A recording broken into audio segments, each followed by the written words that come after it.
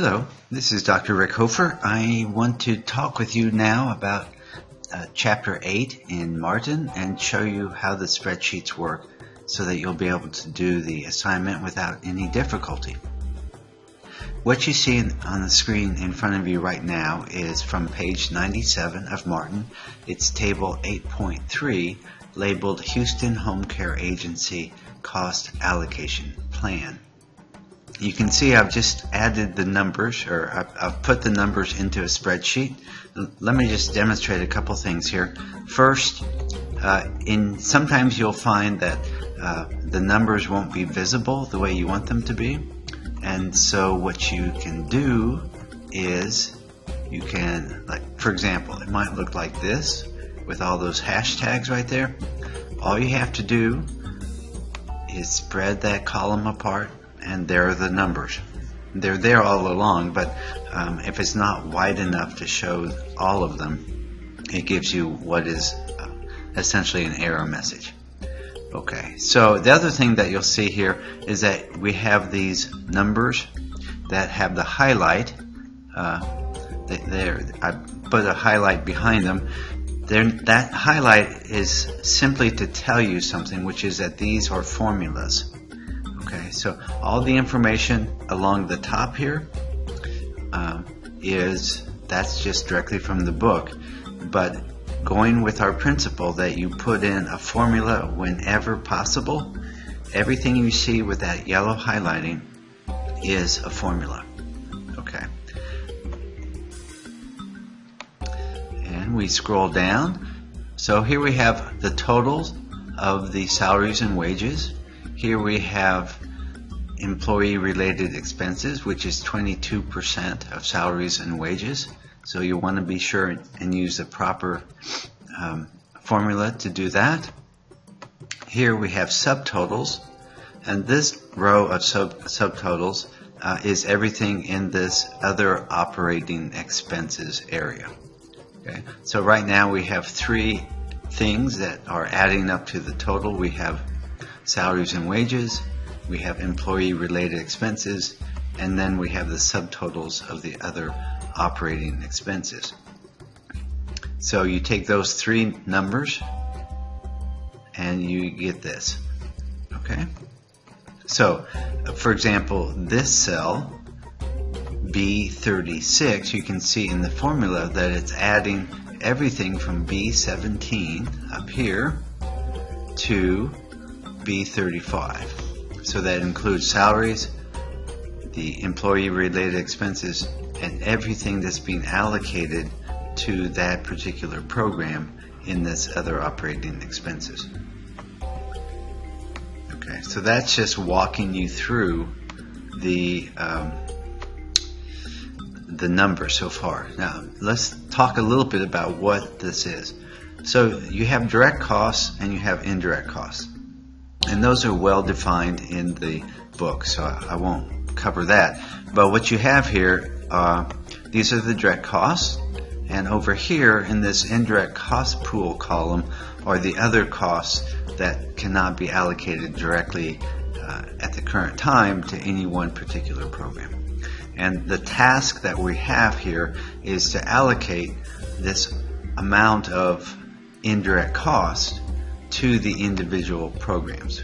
And there are three of them: the visiting nurse program, the homemaker program, and the home delivered meals program. Alright, so that's our task. We need to take that $427,000 and spread it across the three programs in a way that is that makes sense. Alright, so there are actually several different ways to do this that make sense, and the first one in the book is called the total direct cost method, and that's on page 100.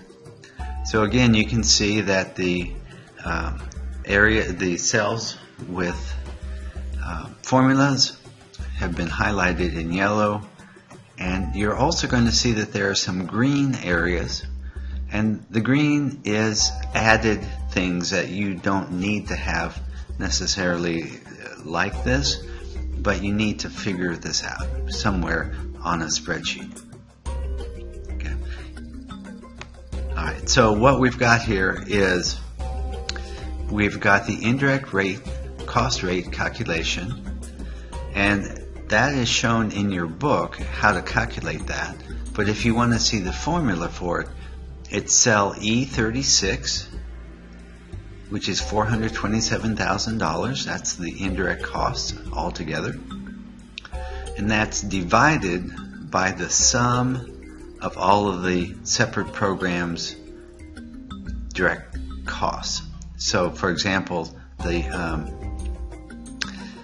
you have $348,300 that's allocated in direct costs to the nursing program, and so anyway, so that's that's what you're looking at there, and that 41.452% is the amount that is the indirect cost rate.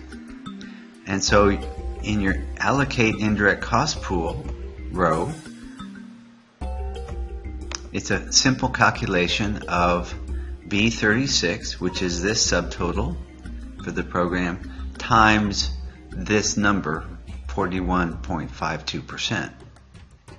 Now, something that's interesting about the formula is that you see that I haven't just put B36 times H22.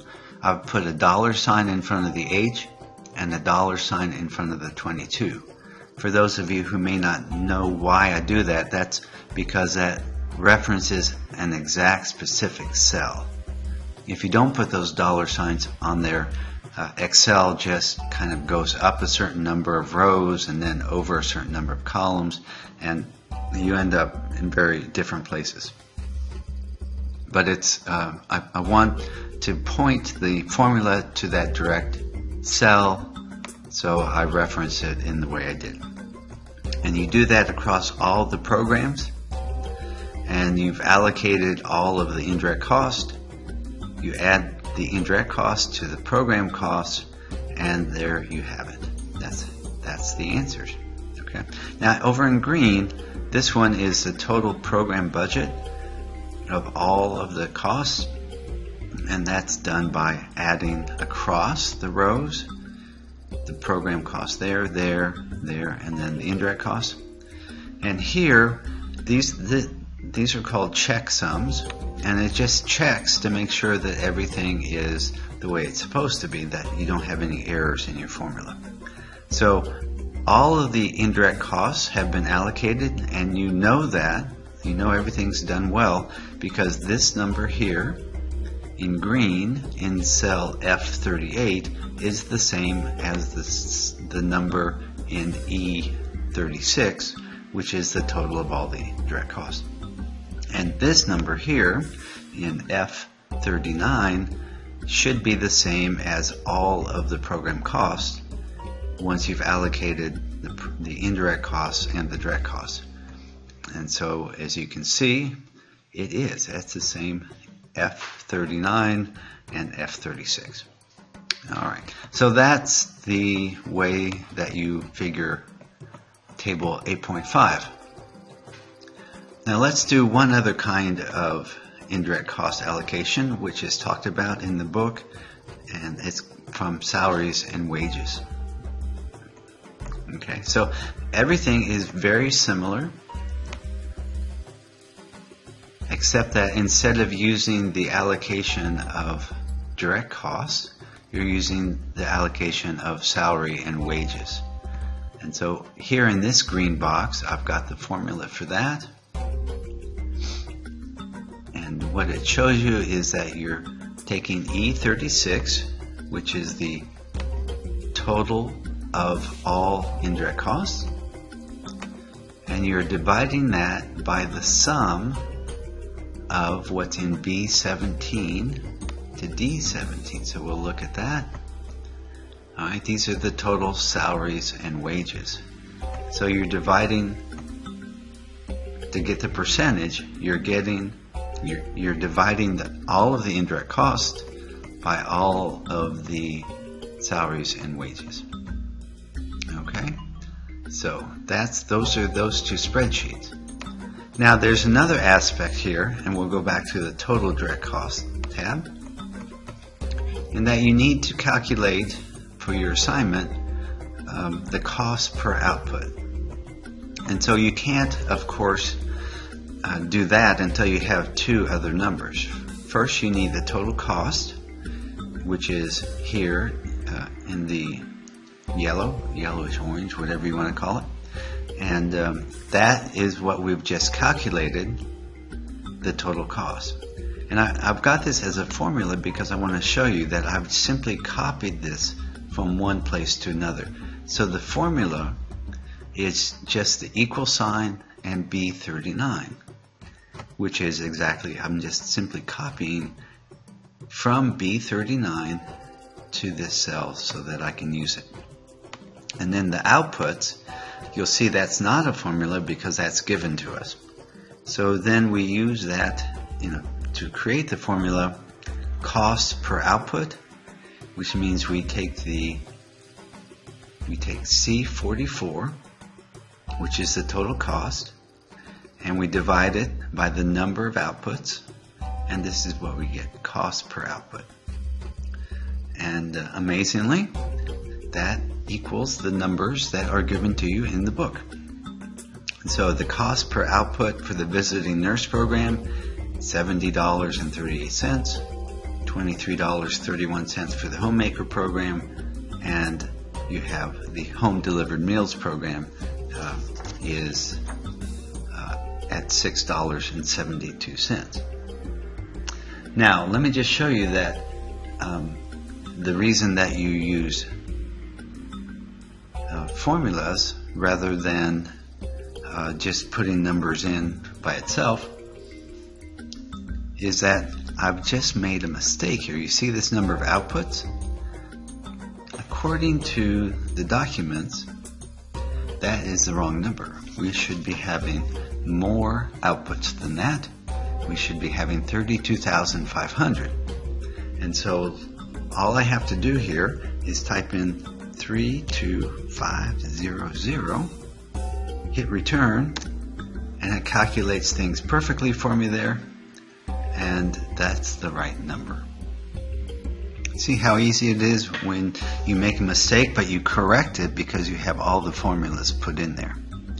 Okay, and then to do a similar thing with all of the budget, you end up with, if you have 125 outputs for the entire program, you take the total cost, you divide it by the number of outputs, and that's how much the outputs are per output, $11,656.80. And that happens to be what's in the book as well. Okay, so let's go back to salaries and wages, and let's see how things are a little different there when we change the method of indirect cost allocation. Okay, and you can see here I've got the same mistake, so I'm going to correct that. And there you go.